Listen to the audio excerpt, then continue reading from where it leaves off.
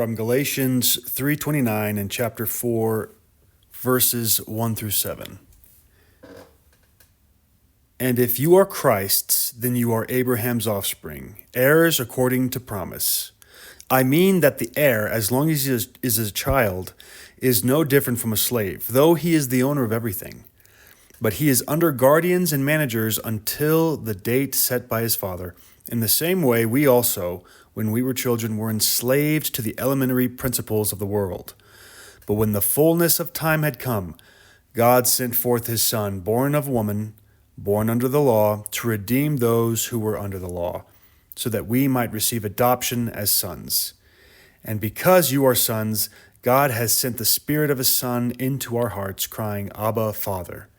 So you are no longer a slave, but a son. And if a son, then an heir through God. I want to focus in on this part where Paul says, the heir as a child is no different from a slave. This brings up a very interesting question for us to consider. What is the difference between a son and a slave? In terms of the relationship with the overseer, what is the difference between the relationship the overseer has with his son and the relationship between the overseer and his slave? Paul points out that the slave is not the owner, is not the heir of the estate, rather the son is. But in the son's childhood, the son does not have the skill or knowledge to manage the estate like the slave does. So until that time, when the son can grow into that position, he is under the instruction and management of the slave. What kind of status does that put the slave in during that time in the eyes of the overseer? In the eyes of the father, is the father viewing the slave as if he was a son? During this time period, the characteristics of the relationship between the slave and the overseer seem to be very much like that of a son and father. And it becomes difficult to articulate what the difference actually is. Obviously, the son is of biological blood to the father and the slave is not. But can we speak beyond biology about this relationship? Is there a spiritual reality that can be articulated about what this relationship is? If you take all the lessons we've learned throughout this series, the difference between the son and the slave becomes more and more apparent, and this passage here in Galatians makes it very manifest. Let's do a brief overview of the lessons we've learned real quick in this series, and then come back to this question afterward. In episode 1, I introduced how the mainstream apologetic of the church against the attacks on biblical slavery from hostile atheists is actually self-contradictory and damaging to the church's mission. In episode 2, we used the book of Proverbs to define slavery as an obligated work contract to pay off a moral and or financial debt.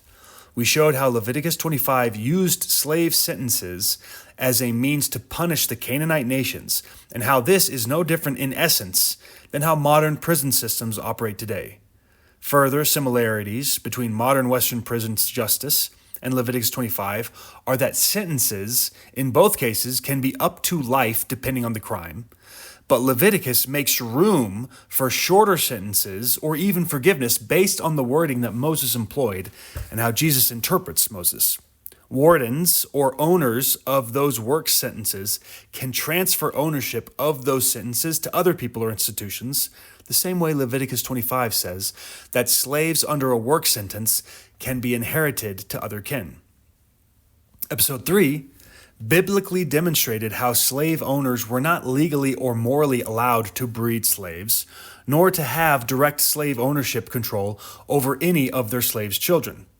And already, we see how there is more than enough content by episode 3 to condemn the slavery practices of the antebellum South, because they were in complete violation of the ethics taught about slavery in the Bible. More simplistic-minded people only see the issue of slavery as a dichotomy issue, where it's either allowed or not allowed, instead of just recognizing that there are certain types of slavery allowed and others that are condemned. Don't be ashamed of the biblical passages on slavery, but at the same time, don't let the haters pigeonhole you into defending a type of slavery that's unbiblical. You see, the hostile critics need you to defend a form of slavery that's unbiblical because it's the only way they can look morally superior. but if you stick with the word, they have no case. Episode 4, I refuted accusations that slave breeding was taught in Exodus 21 by first revealing that all the critics were guilty of imposing onto the text this idea that the children were de facto slaves of the master, even though the text never says that anywhere. I then showed how the process of adoption for the purpose of inheritance and estate transfers are seen being practiced in the narratives of the Bible, and how this is what is being described as happening in the book of Exodus 21, so that it is more accurate to say that the children are going through a process of adoption for protective purposes rather than being transferred as slave workers. In episode 5, we focused in on the particular type of slave, the concubine, and proved from the law and from the narratives of Scripture that slave concubines had agency and decision-making free will to decide to consent or not to consent to being in a sexual relationship, and that they had the legal right to leave such a relationship without negative legal recourse. In episodes 6 and 8, I honed in on passages that demonstrate how the slave has equal humanity to the free man, and how equal justice in any lawsuit cases is due to both the slave and the free. In episode 7, I covered the passages of the Bible that reference beatings as a form of punishment and as a mechanism to instill discipline. The Bible speaks of this mechanism with the same language for slaves as it does for one's own beloved children, proving that the mechanism cannot be thought of as a tool for hate, but as a tool for punishing wicked acts and building fruitful mindsets, the same way Western militaries still use them to this day. One particular point I showed from this episode was how God even put a maximum limit on how much a person is allowed to beat a convicted criminal so as to retain the human dignity of that criminal. And then Episode 9, we started looking into the New Testament passages about slavery to see how they even instill principles of regulation found from the Old Testament. From all this, we can see that the biblical slavery was a form of contractual labor to pay off financial debt or a form of sentencing to account for moral debt. That in these positions, the debt of the slave is not to be placed on the slave's family or children. The slave did not have less humanity than any free man, and thus the slave still had free will and agency and was still entitled to equal justice. And that there is room in biblical slavery for a slave to be granted forgiveness of their debt and given their freedom. From these principles, we already see that the practices of the antebellum South were in direct contradiction and violation of the ethics taught by the Bible regarding slavery. And I can say that, boldly, while also agreeing with all the slavery passages found in the Bible, because when you put it all together, it actually ends up looking a lot like many of the institutions we have in modern society of the West today. There are tons of people who are in debt. And in order to work off that debt, they enter into work contracts that obligate them for a certain amount of time to labor under the stipulations of that work contract. And even though they are in debt or under a work contract, in no way, shape, or form does it take away from their humanity, their consent, their entitlement to equal justice, nor their children, which is exactly what we learned from scriptures about what slavery was to look like in ancient Israel. And if you put all that together, you end up getting a system of work where contracts are honored, where prison sentences are fulfilled. That looks a lot like what the modern Western contractual work market looks like today. There are a few shortcomings, and we'll touch on that, but nothing in the Bible passages we've covered in this series is in violation of that honored work contract, and everything we've read actually supports it and commands it.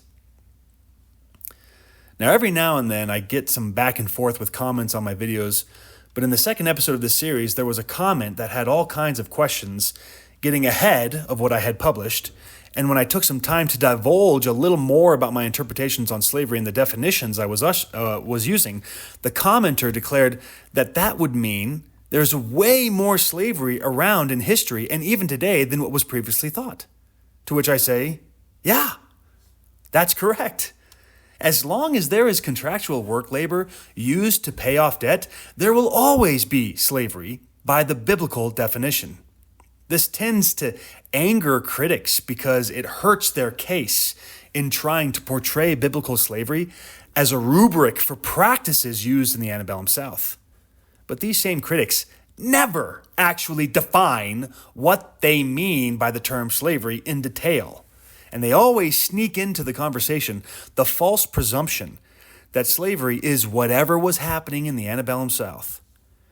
Not only do I ardently disagree with that, but I've shown how even the regulations of biblical slavery from the Mosaic Code disagree with it as well. I don't really have a lot of takers who want to engage with these ideas, though. They're all emotional virtue signalers. The same old abysmal comments are what I hear time and time again, and even though I covered Leviticus 25 early on in this series, where I made the second episode go over in detail Leviticus 25, they still tell me to go read Leviticus 25 as if they think it's a passage I don't know about, or that I haven't read or covered already. It's the same arguments that have been refuted time and time again, and they never interact with the ideas. They only have their emotions. I've had many interactions that said, Leviticus 25 teaches that Israelites can engage in slave breeding and can get more slaves by just taking the children of their own slaves. They say this based on verse 44, which says, "You may bequeath them to your sons after you to inherit as a possession forever." Do you see how the critic completely made up that conjecture and twisted scripture to do it? Nowhere in that verse 44 does it say to slave breed, or does it say that slave breeding is allowed. For those who listen to all the episodes, you'll already know this, but here it is again. If a slave has a sentence to fulfill, just because the owner of that slave transfers that sentence contract to another owner, say to his own son in an inheritance, that doesn't nullify the slave's sentence he has to fulfill.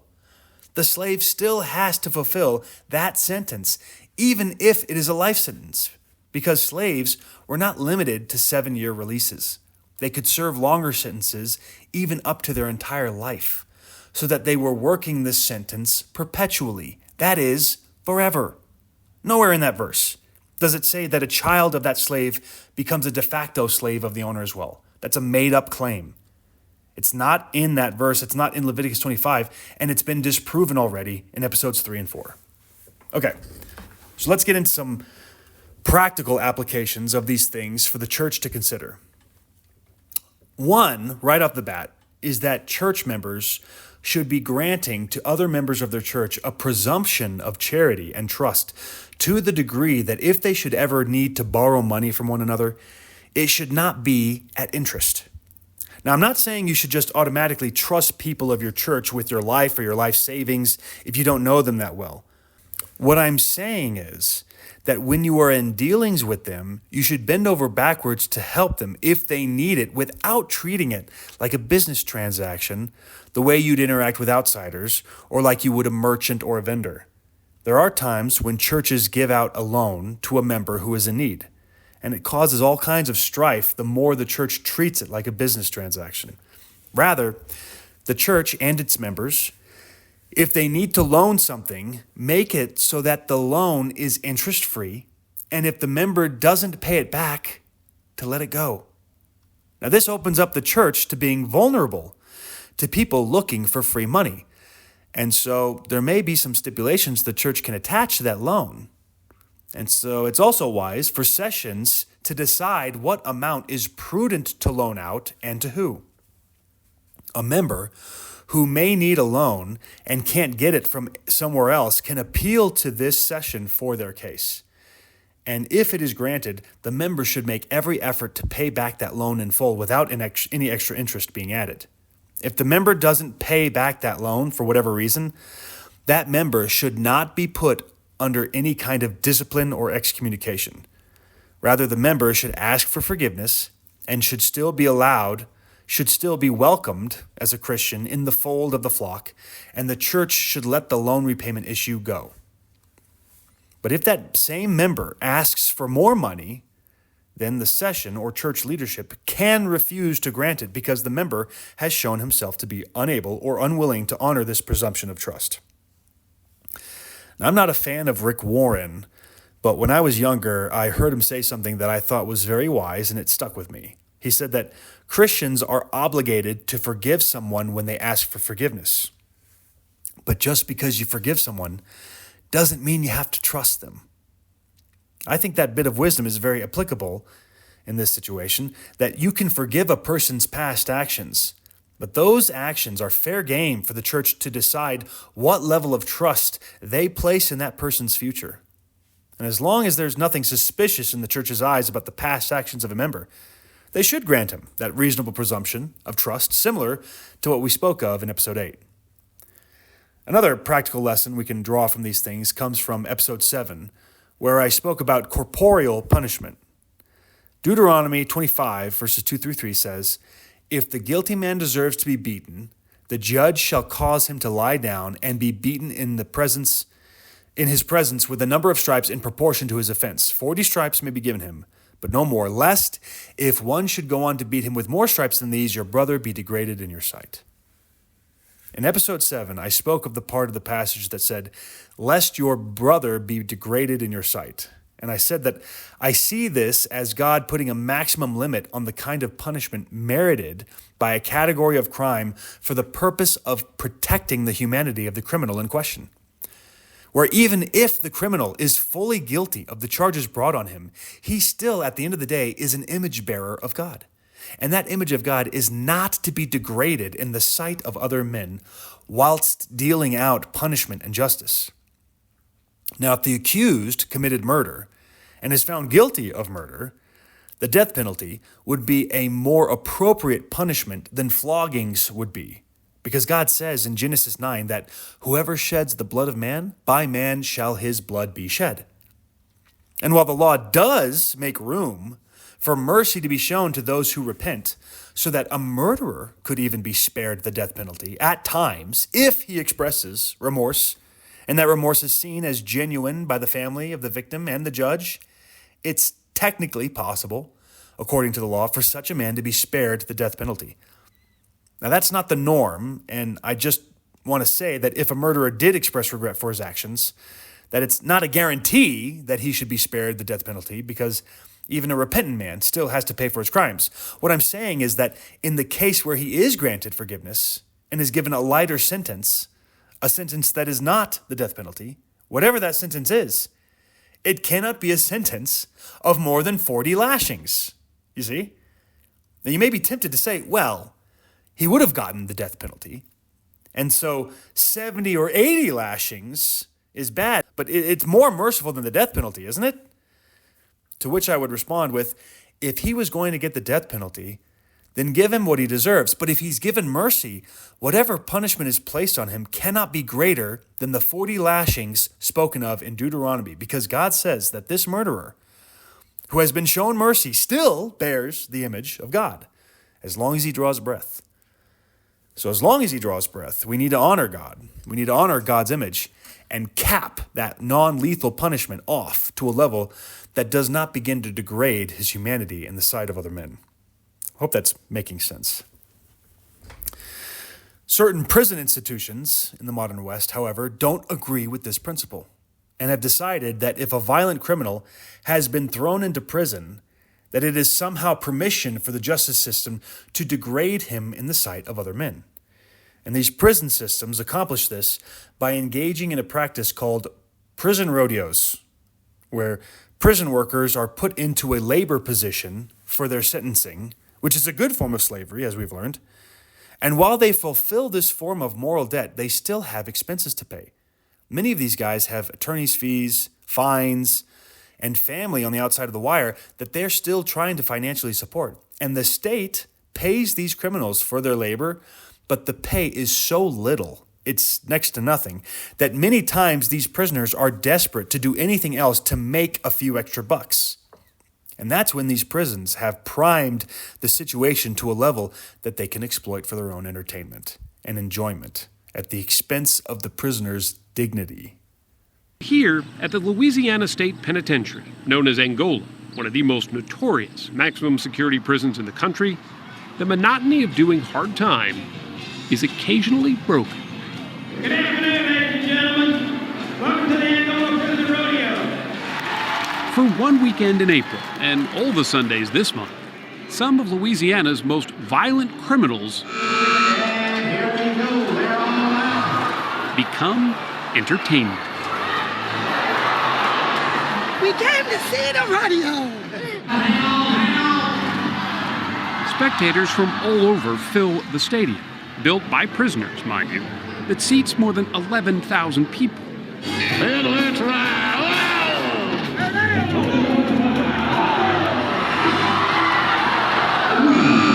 It's an odd mix, both animals and inmates released from their respective confinements to duel it out.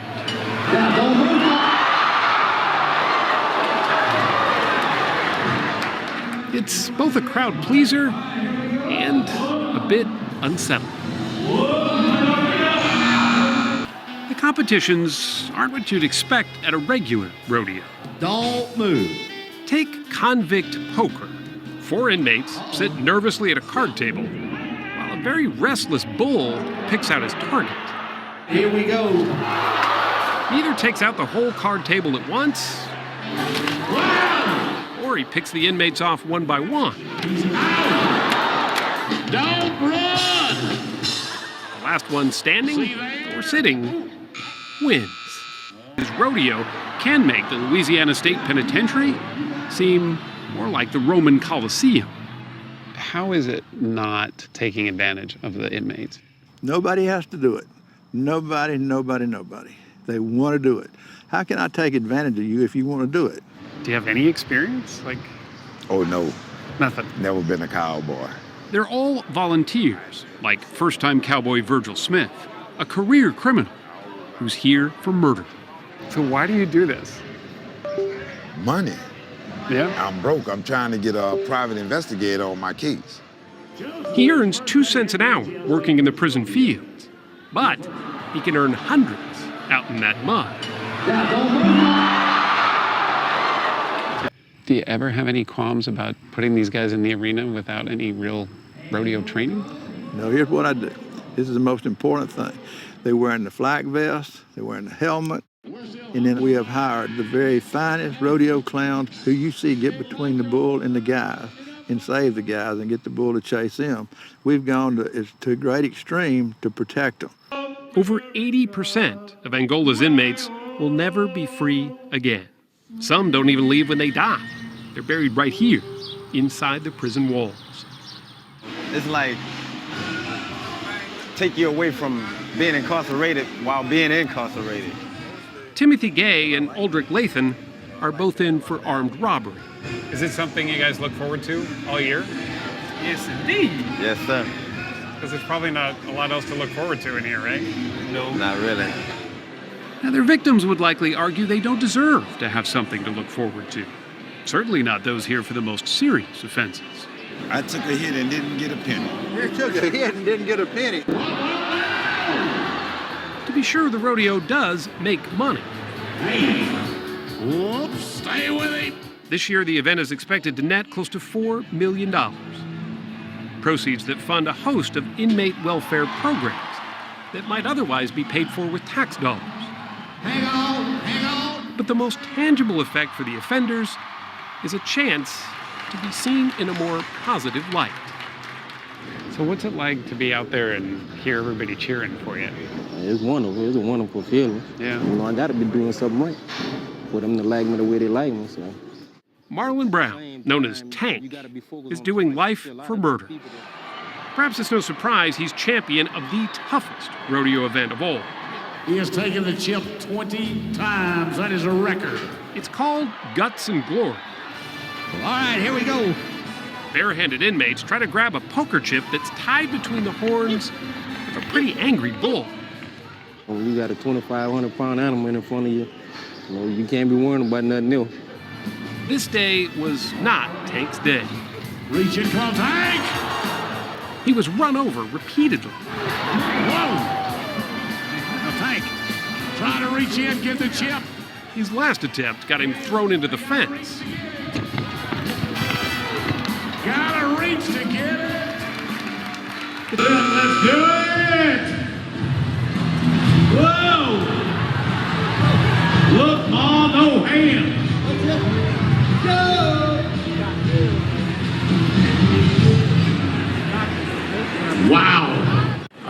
athletics are here.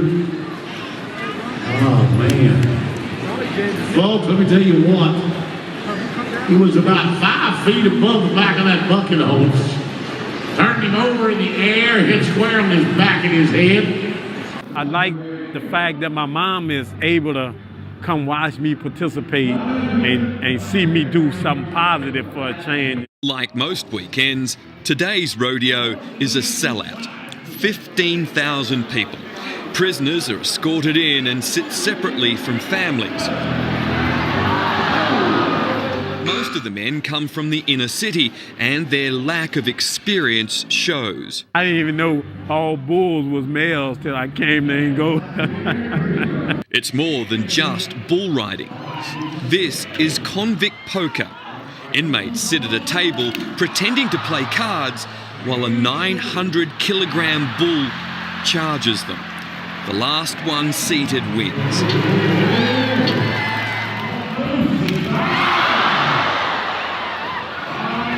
This is what it looks like up close.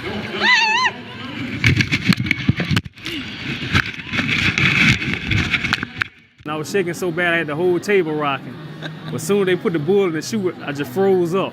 For a few hours a year, a small and at times painful reminder of the freedom they lost for the horrible crimes they committed. Last man standing is going to be our champ. Okay.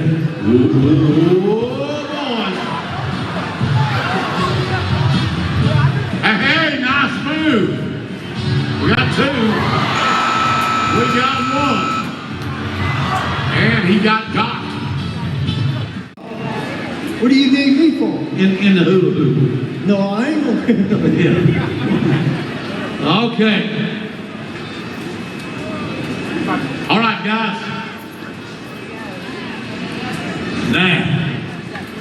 Now again, your best move is to stay really still. So let that bull think you're just a tree, a stump. All right. Chris and Connor, Knox, that kind of help.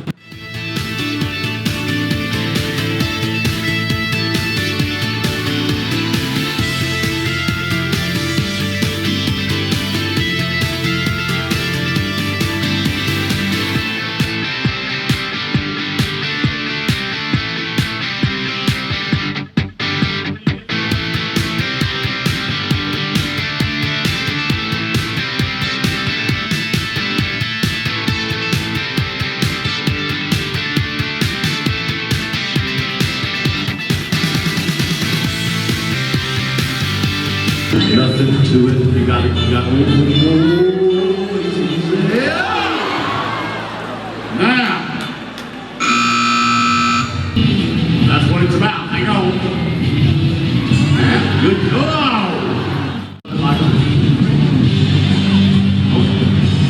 Gotta keep her up. Yeah, bounce the one right. Hang on. Stay steady. We got something working. Hang on. Let's throw. Wow.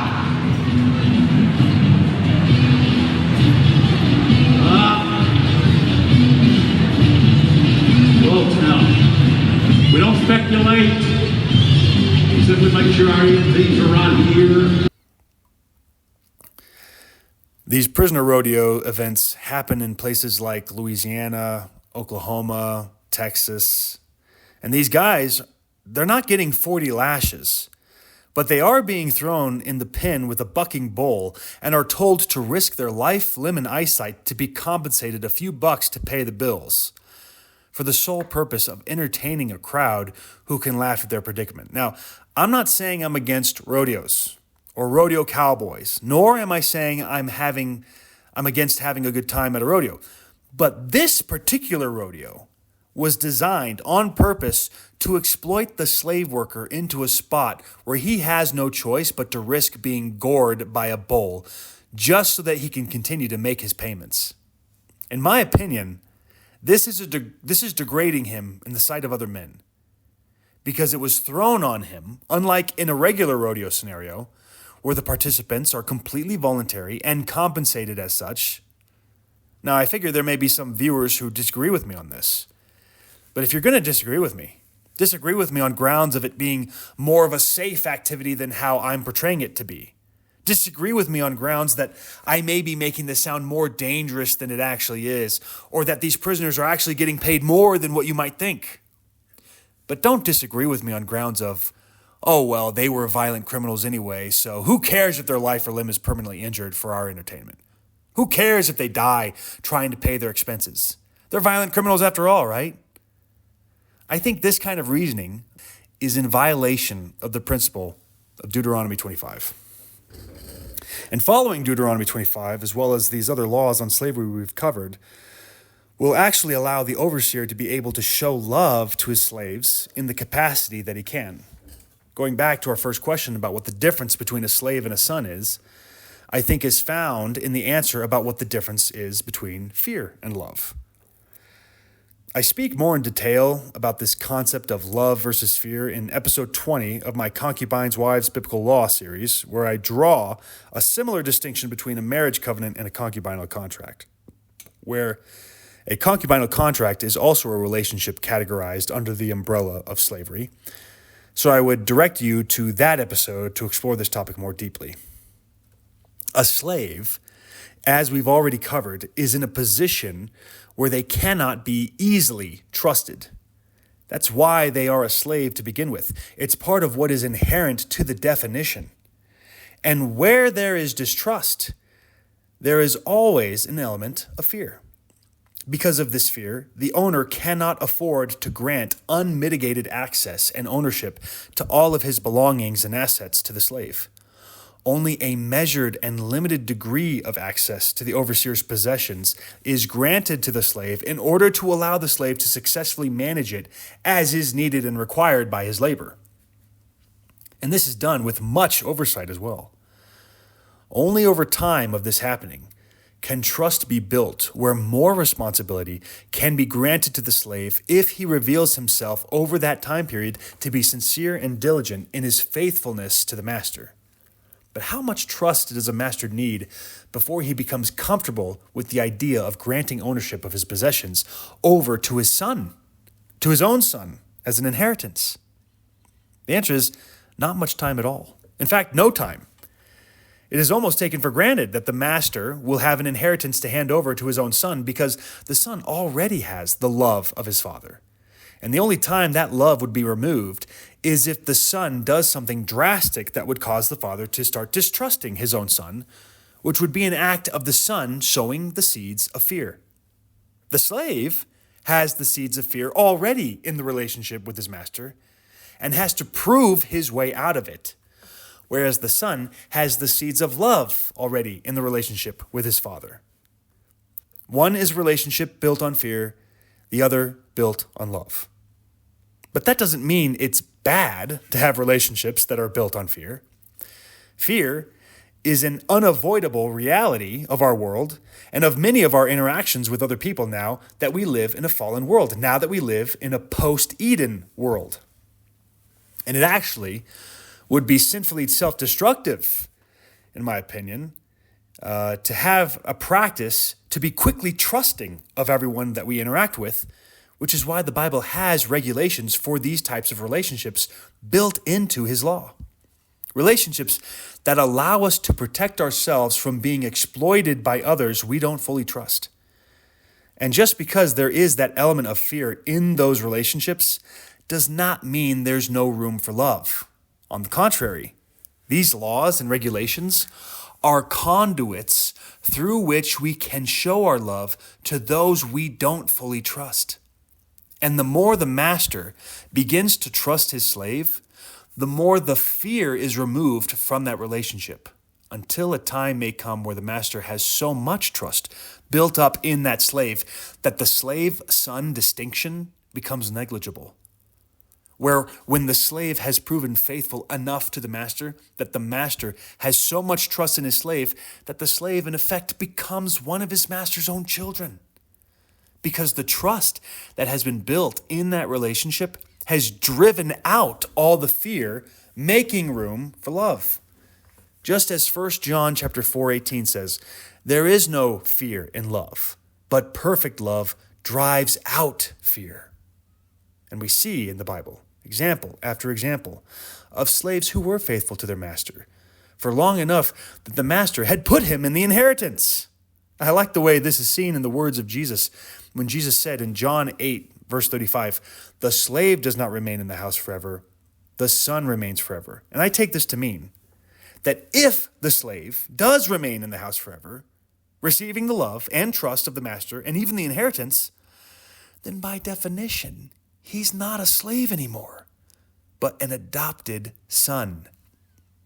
When these laws are followed and implemented in such a way that it directs to and is guardian of the best interests of the slave to his benefit, then that means these laws are the medium through which love can be shown to them without being irresponsibly vulnerable or exposed to someone who may not be trustworthy. These commands from God are regulating a phenomenon that the majority of people have already experienced. Think about your own personal experiences. When you entered into business with them, maybe you hired them under a contract of some type of labor. You went from not knowing them very well to slowly beginning to trust them more and more because you saw the fruits of their labor. You'll always do business now with this particular person or group of people because enough time and trust has been built that you aren't worried as much about looking over their shoulder for them to check their work. And you even begin to like them, maybe even becoming friends. And even if they stumbled at some point in their fulfillment of their contract to you, you've built up enough trust that you were willing to forgive or overlook such things because the fear and distrust had already been removed from that relationship by that point. This is the kind of relationship I think Eliezer had with Abraham, or Jarha had with Sheshan.